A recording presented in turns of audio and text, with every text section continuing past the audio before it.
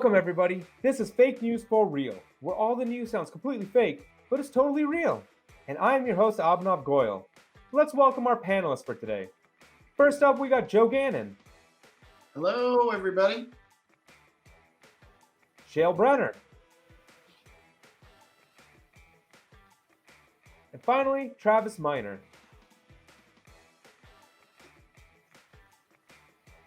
Our first story today comes from MovieWeb, where it's being reported that Insane Clown Posse, or ICP, has teamed up with former host of To Catch a Predator, Chris Hansen, in order to, well, catch a sexual predator. Shale, what do you have to say about this? To catch the sexual predators, juggalos are going undercover as gigolos. You know, perverts knew something was up when they walked into a big top. ICP now stands for Investigating Child Predators. Now, ICP is on the same side as the FBI, and that makes them a BFD. Oh, for sure. I'm just happy people are out there doing things with musicians that were relevant when I was a kid, right? Next, you're going to see people catching predators with Kid and Play, Criss Cross, and the Spin Doctors. This is all one big clown redemption tour after knife-wielding clowns. The next step will be clown team-up shows. Here's how a publicist would pitch it. All right, guys, listen up. I love you. The whole insane ratchet hatchet-wielding clown really blew my socks off in 1995. But times have changed. We have not been relevant in over a quarter of a century now. We got to pick it up for the fellow juggalos out there. Think about what happened musically. Right now, we're dealing with trap music. In the 2000s, it was pop. Right? In the 90s, we were all on crack. Right? It's kind of like the Rice Krispie guys, trap, crackle, and pop. The children love them. That, my friends, is going to be our new demographic, the children. Unfortunately, the clown demographic has taken a hit due to the resurgence of knife-wielding clowns and scary movies and bad birthday party experiences. But thanks to the movie The Joker, insane clowns do have a good standing on the market. So what we're going to do is a team-up. It's going to be the greatest, you guys. It's going to be sexier than Snoop Dogg and Martha Stewart. It's going to be hotter than Michael Jackson and Pepsi. It's going to be more explosive than the morning after Chipotle, because you guys are going to be teaming up with none other than every child's favorite guardian, every pervert's worst nightmare. Everything he does is for the kids, man. Give it up for the Chomo chaperone himself, Chris Hansen.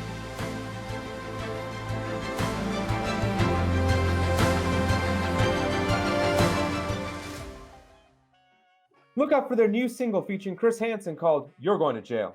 In order to capitalize on the goodwill, clowns everywhere have begun saying, "We are juggalos too!"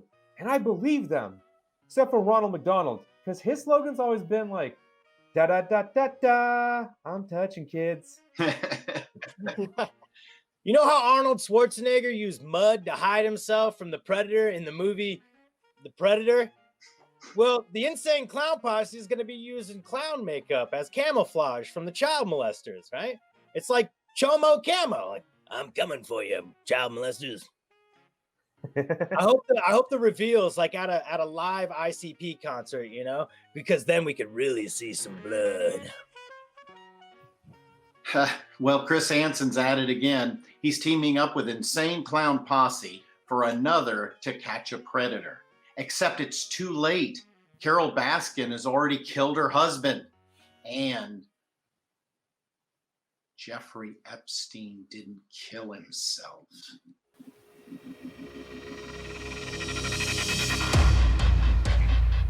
Not to be outdone, Dr. Phil is teaming up with Weezer for another mindless TED Talk about mindfulness. What's next? Barney teaming up with Tom Hanks to catch drug dealers? Or maybe Kanye will team up with Joel Osteen to collect that money. Or we could have Big Bird and Oprah teaming up to catch serial killers. You get an arrest warrant, and you get an arrest warrant, and you get an arrest warrant. Well, how about Justin Bieber teaming up with Ellen DeGeneres to fix a public image? Or maybe fighting forest fires with Chris Rock and Winnie the Pooh. Oh, bother. All right, we'll be back after a quick commercial break. Hey guys, it's Jim over at JP's Comedy Club. How are you? We are a 7-day-a-week comedy club, meaning on Monday, Tuesday, and Wednesday, we teach school. On Thursday, Friday, and Saturday, we have shows. And on Sunday, we hold private events for comics, charity events, you name it. But hey, if you'd like to learn more information, you can at jpscomedyclub.com. Hope to see you soon, and let's laugh together.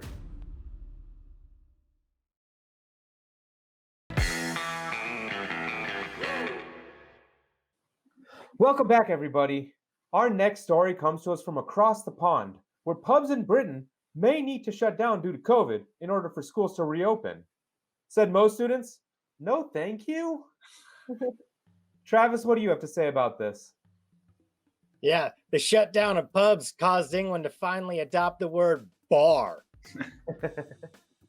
It's the only way to keep the kids in England sober enough to learn. After tasting water for the first time, parents were like, ew, what's this? Water? Yeah.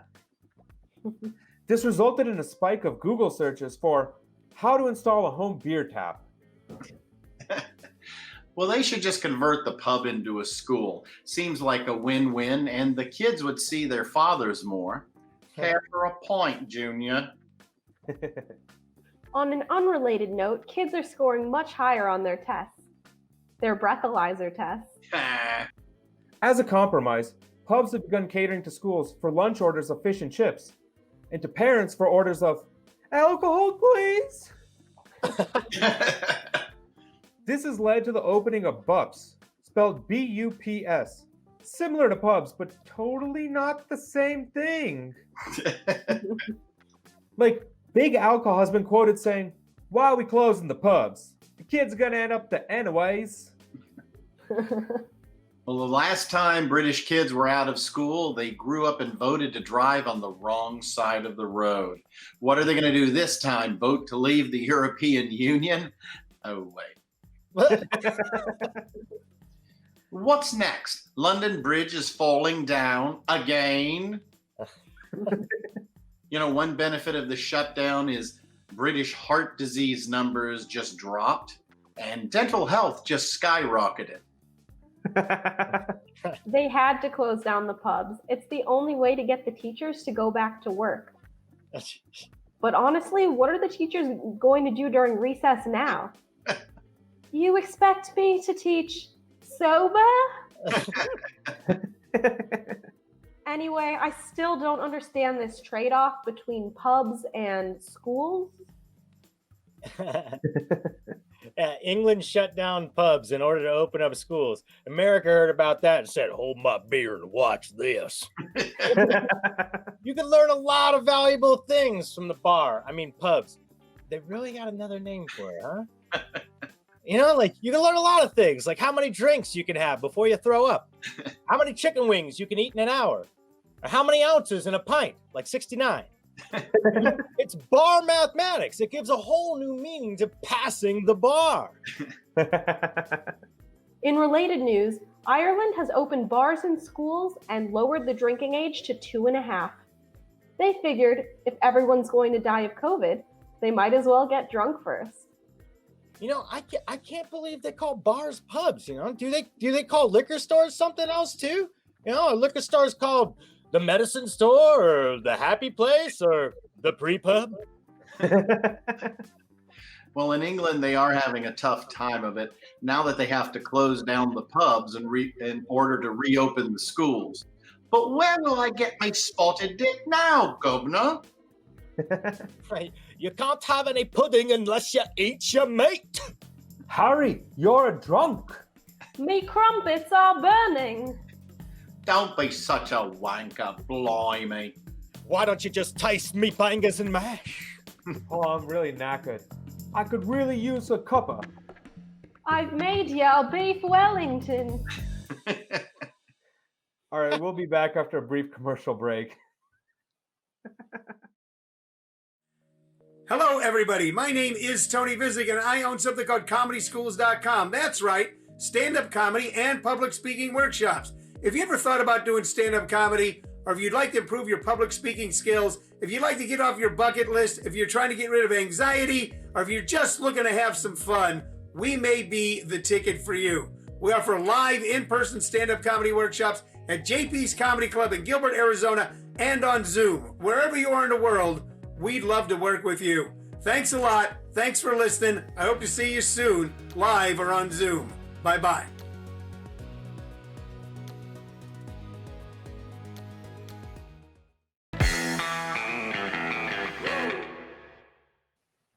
Welcome back, everybody.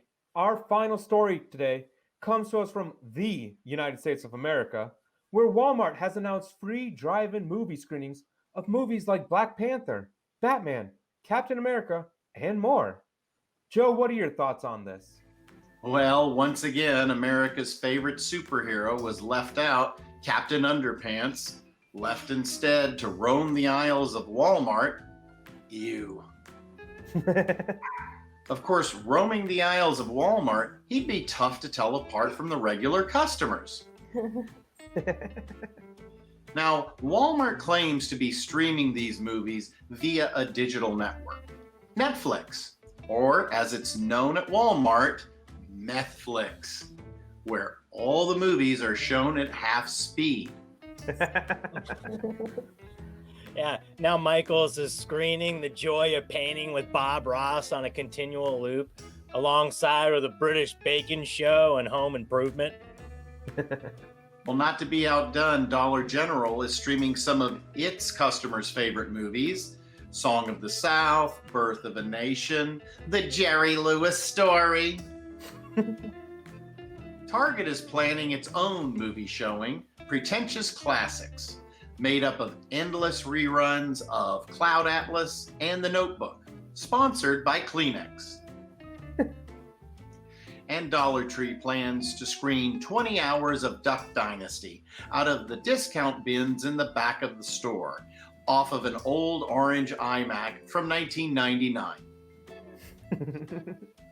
During these movie showings, Walmart shoppers are still welcome to shop the stores. And of course, personal hygiene is optional. I'm really glad that this event is happening because we're all looking for another reason to sit in a dark Walmart parking lot. I can imagine it now. Flocks of people buying blankets, snacks, and lawn chairs from Walmart, all for the movie, just to return them immediately after. It's the full Walmart experience from the safety of your vehicle. It's like a safari, except we already fed the cougars.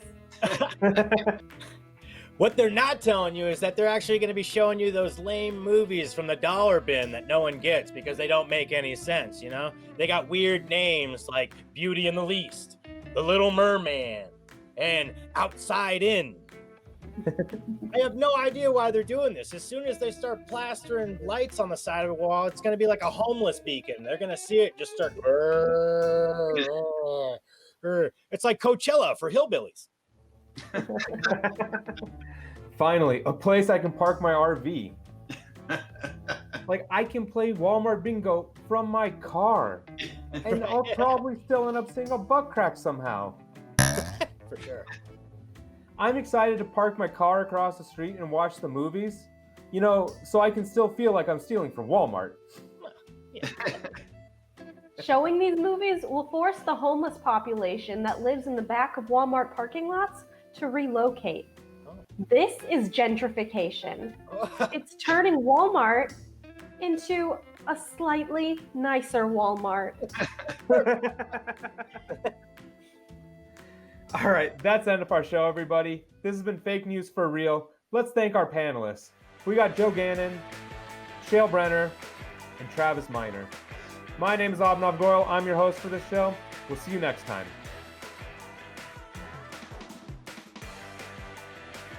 Our final story comes to us from the United States of America, where the big reporter that Walmart is offering free drive-in movie screenings. Yeah, you sound like Forrest Gump got hit with a shovel.